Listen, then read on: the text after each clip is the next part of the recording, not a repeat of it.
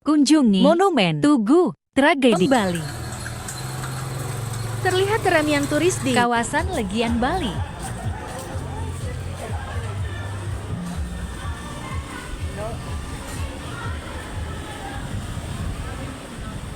Yang mana lokasi ini menuju?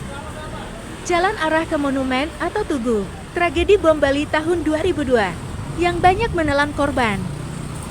203 orang tewas, 209 orang luka-luka. Di tugu ini nampak tertulis nama-nama para korban tragedi bom Bali.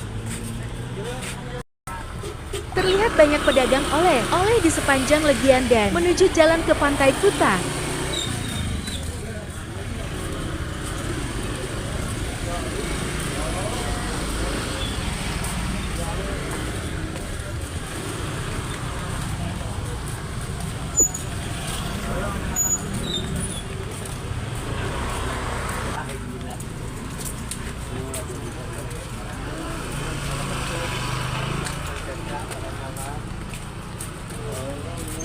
Suasana Pantai Kuta Bali